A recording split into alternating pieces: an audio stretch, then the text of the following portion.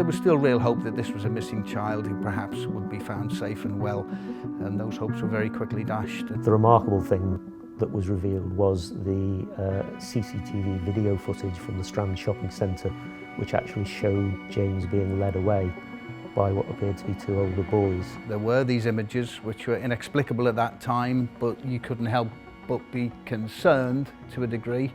Nobody thought that what happened would have happened. We thought perhaps it was just two innocent boys trying to help him find his mum, or taking him away to play, or something silly like that. Without question, it was a murder inquiry.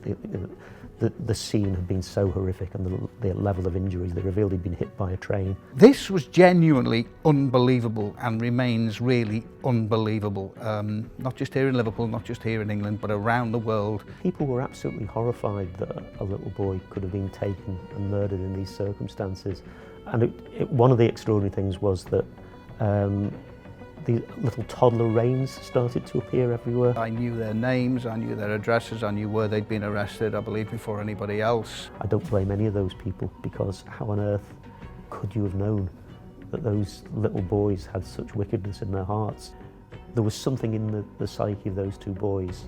It's the big question that hung over the case then, and has always hung over the case since. And I don't think we will ever have a full and satisfactory answer to it.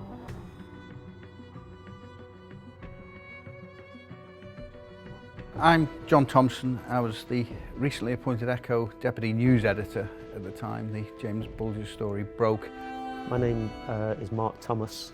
I was the regional correspondent for the Press Association covering Merseyside and Cheshire and North Wales at the time of the James Bulger murder. When a story like this happens, everything else seems to stop, and all the attention, all the effort goes into covering that story, and there's an entirely different feel in the newsroom and about the place. I mean, first of all, they told us that concern was growing. They released the fact that a boy was missing on the Friday evening, and no one had attached great significance to it, because these things happen a lot and they're usually resolved happily within a couple of hours.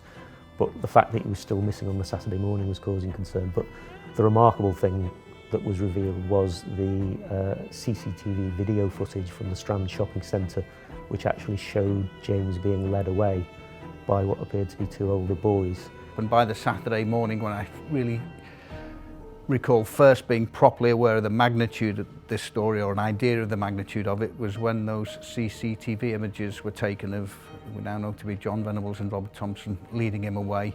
Police put those out on the Saturday morning. They were carried on the front page of the Echo with a public appeal to help find this toddler and to help identify these two blurred images that may have something to tell people.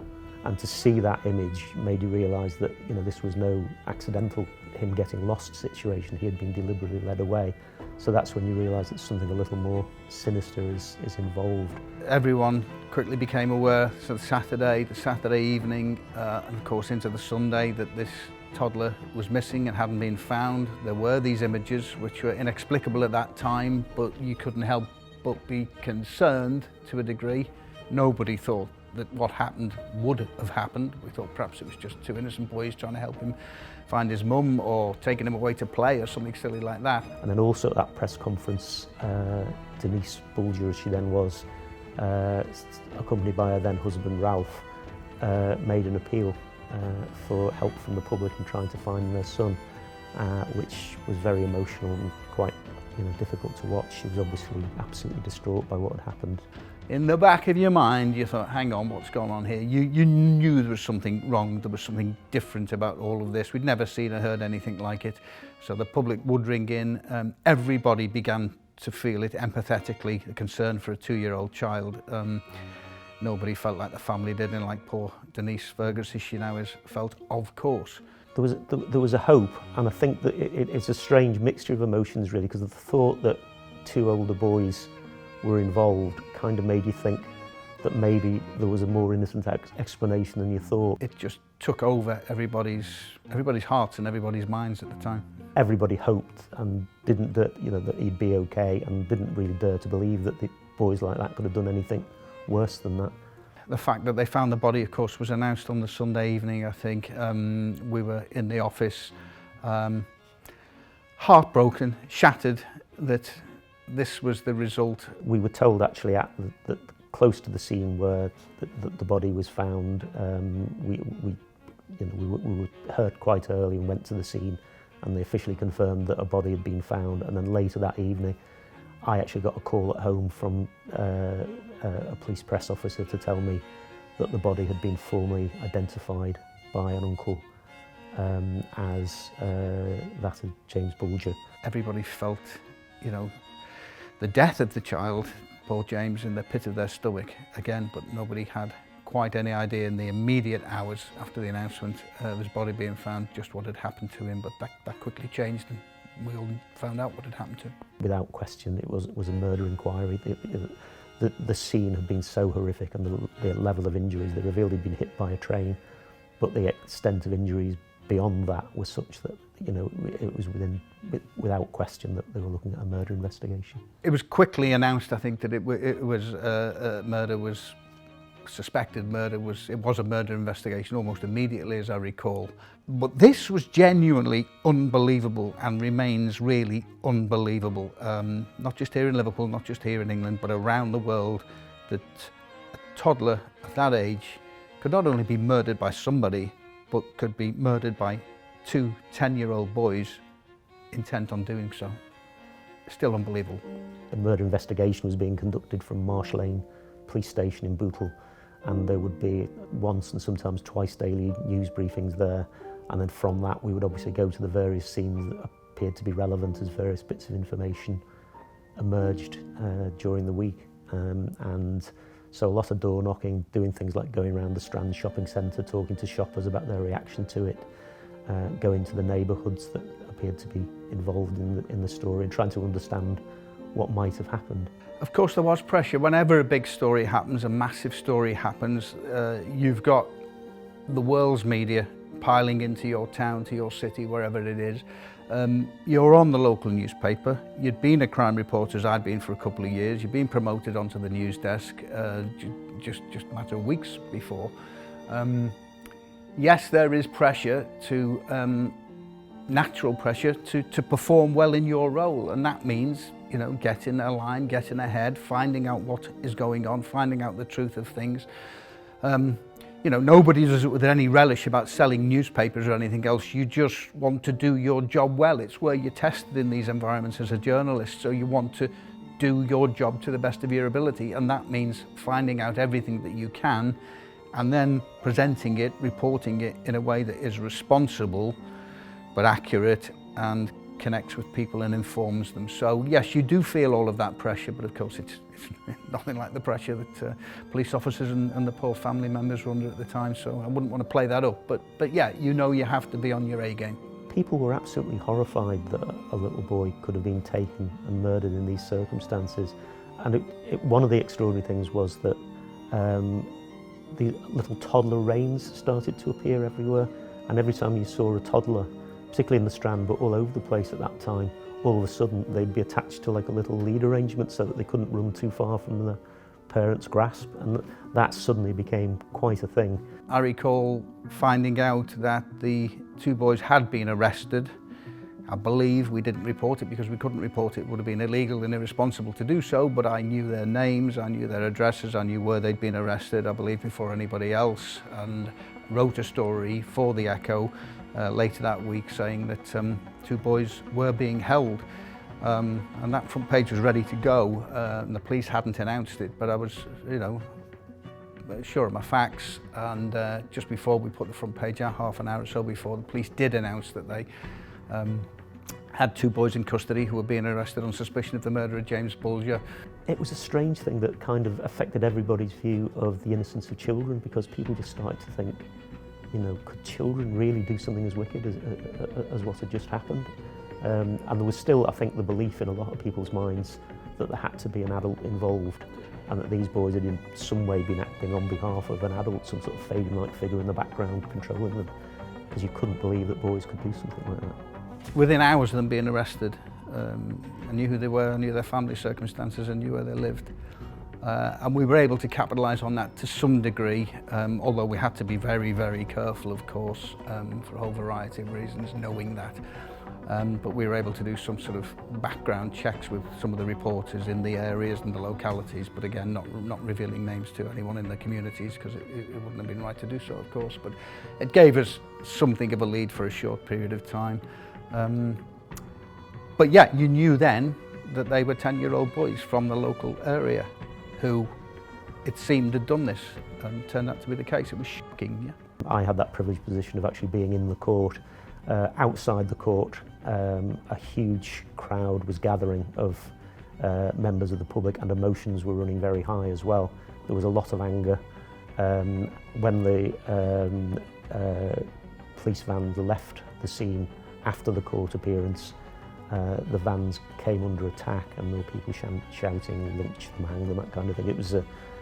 It wasn't an edifying thing to have happened. I didn't witness it. My colleague, a guy called Stephen Guy, had the job of being outside the court and covering the scenes outside, and it was quite disturbing actually, the way people reacted to it. But emotions everywhere were just running so crazy at the time. The community was steeled for the fact that not only had James been killed, murdered brutally, horrifically in this way after being abducted, but that the perpetrators, likely perpetrators, were probably children themselves. It just rocked everybody to their core. Nobody could believe it, and everybody felt it. We were all sick to the pit of our stomachs at this news, and it just seemed to be getting worse all the time. It was, as I say, an unbelievable turn of events, you know. I'll never forget to my dying day the moment when the two boys were actually brought into court, because the thing that struck me immediately was how small they were. They were 10-year-old boys, but they were actually quite small for 10-year-olds. They looked bewildered, they looked confused, they looked like little children. I don't know what I expected, whether I expected sort of, you know, creatures with horns on their heads to emerge or whatever, because of what they'd done. But I just thought you wouldn't give these kids a second glance if you passed them on the street. So it was an extraordinary thing to see. They were both from ordinary working class families in Liverpool. I was aware certainly that there were problems of a type in one of the families, but nothing out of the ordinary, nothing that would indicate anything like this might be about to happen with the boys. You know, they were known to be truants from school. They skipped school, both of them. But no, there was no joining the dots together on as to why this could possibly have happened. It was still unfathomable. They were ordinary boys from ordinary families, as far as anybody knew. It's another scene that I'll never forget. It was a very, very different atmosphere than South Sefton Magistrates Court.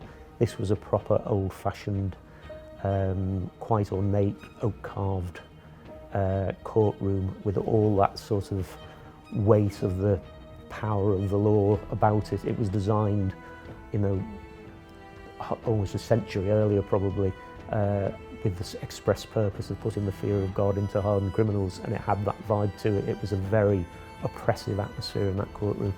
The two boys were there again, not for all of the hearing, but certainly for some parts of the hearing. Robert's mother was with him for the whole of the court proceedings. John Venables, his mother and father, were there in court. Again, both had social workers, both had their solicitors with them, and they had their barristers representing them. They had to be put on special raised seats. They weren't in the dock for the whole proceedings. They were sat sort of away from the dock, but they were on sort of raised seats just so they could see what was going on, because, as I say, there was so little. The thing that was quite striking for me was, and I suppose you'd expect it of kids who were 10 years old, they were just 11 by the time they appeared in court, was how much had changed in that time. Robert in particular had really chubbed up. He looked quite sort of portly, and I suppose he hadn't been getting a lot of exercise, and also had probably been getting, frankly, you know, better nourishment and regular meals while he was in custody than he'd been getting as a fairly wild runaway kid. And you know, the same meant for John. They both looked sort of well nourished and actually a little older than they'd looked, quite a bit older than they'd looked a few months earlier when I saw them at South Sefton Magistrates Court. They both also looked absolutely terrified, because the atmosphere of that courtroom would have been intimidating to a hardened criminal. It was certainly very intimidating to little boys. You know, whatever they'd done, it was a strange thing looking back on it now, it wouldn't happen today to put them in that environment. We knew that there'd been horrendous injuries, and while we didn't report everything that we knew, sometimes to spare the family, sometimes perhaps for legal reasons or whatever, we had a good idea then as to what had happened to the poor little mite, and it was sickening, unbelievable, everything I say, and it just horrified you. How could anyone do this to another human being? How could children do it to effectively a baby, you know? Denise at this time was expecting another baby, so she wasn't there for most of the proceedings. The other members of the family went. Her former husband Ralph was there, and various uncles and aunties, and there was people were there in court all the time. But there were times, you know, when they'd hear evidence and there'd be audible gasps, you know, and they would be absolutely horrified by things that they were hearing. And can you talk us through what the defence was essentially in the trial?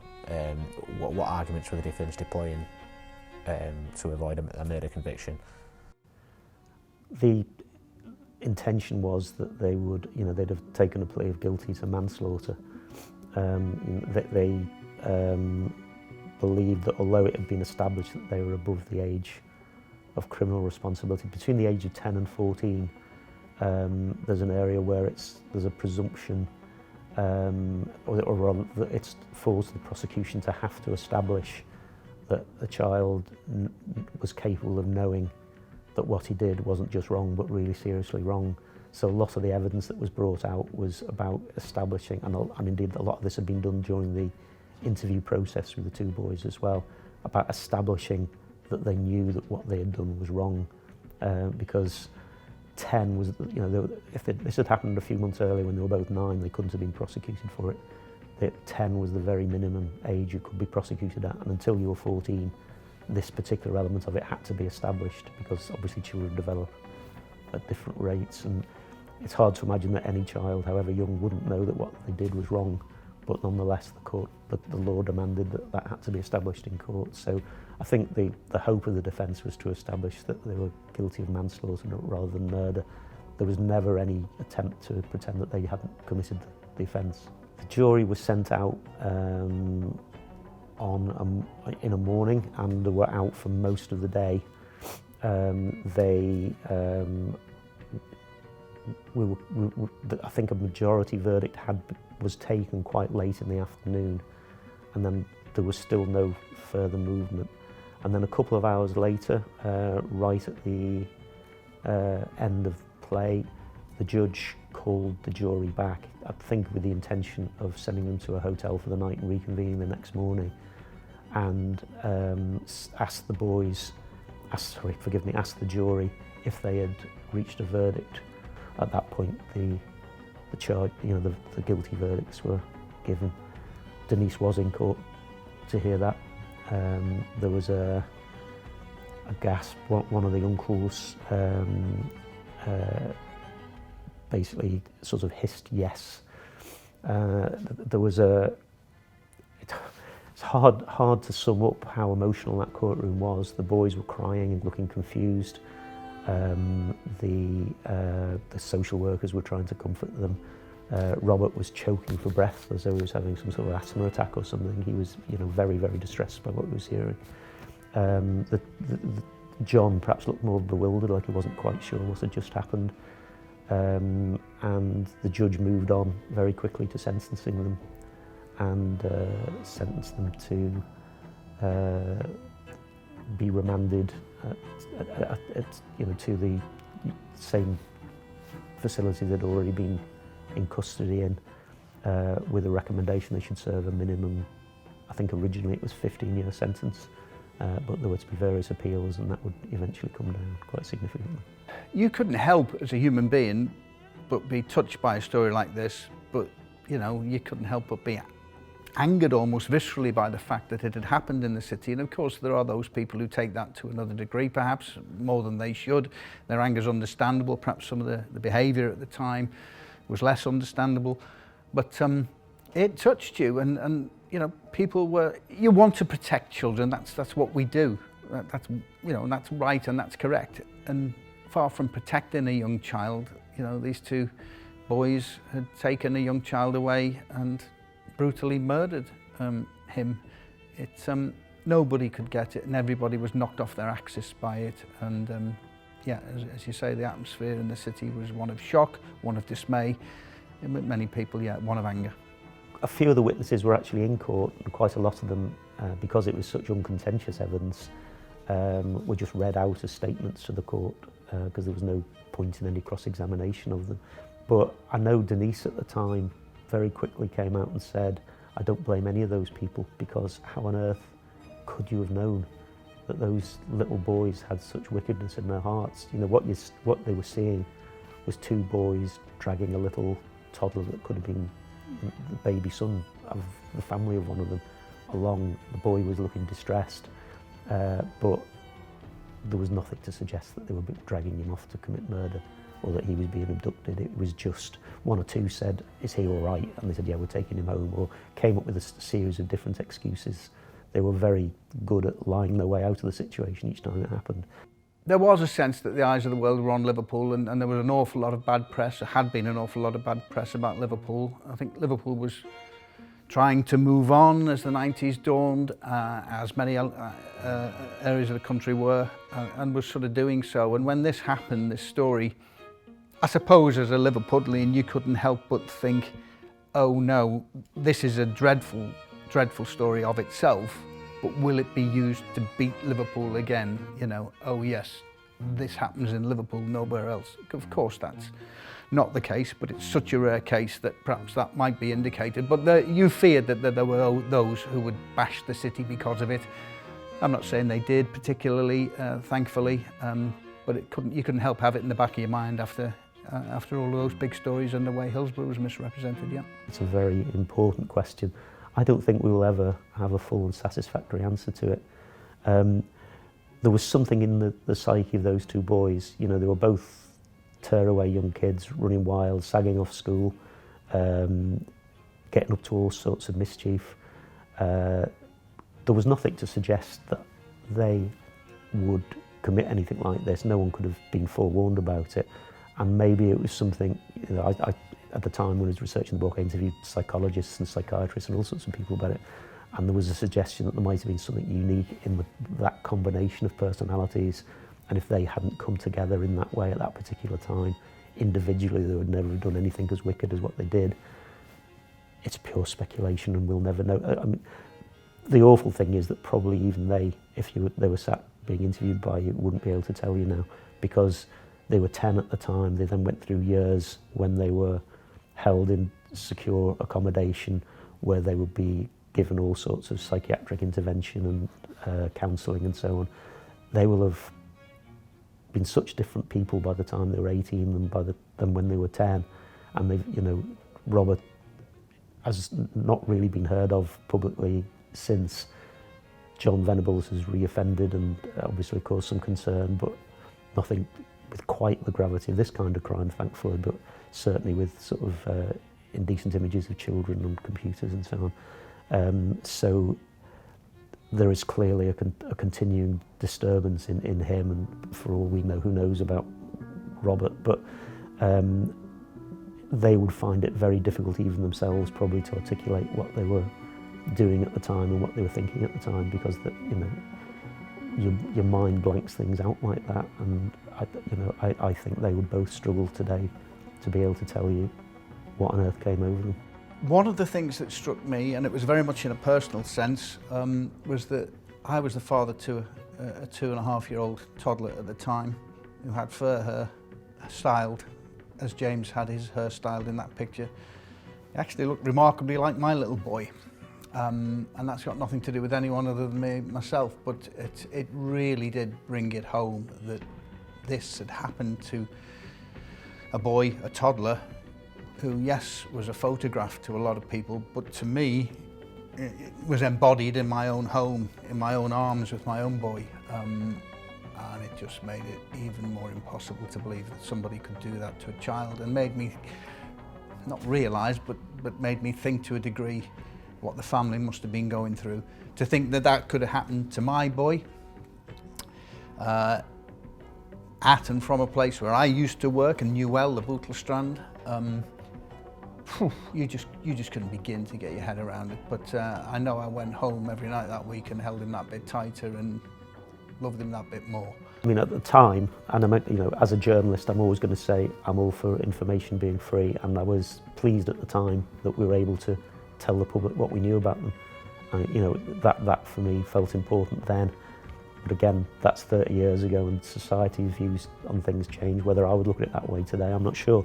But the same problems in a different form would have existed if they hadn't been identified, because people would have been trying to find out who they were and where they were from, despite the fact you weren't allowed to report. A lot, was reported in some quarters about their subsequent lives, despite this draconian injunction by the judge.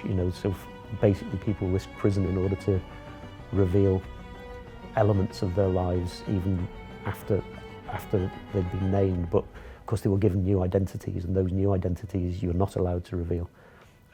So presumably if they wouldn't have needed new identities, but there would have been pressure on to find out from the public who they were anyway, and it probably would have resulted in what happened anyway, which was where the families had to leave the area and change their identities and so on. So from that point of view, it might not have made a huge amount of difference, I suppose. And you've obviously spoken to psychologists, psychiatrists, people who know the science of that kind of thing. Could somebody who's, even at the young age that they did, committed such a horrendously violent and sickening act, ever be truly rehabilitated, do you think? Is that possible? I always took the view on this one that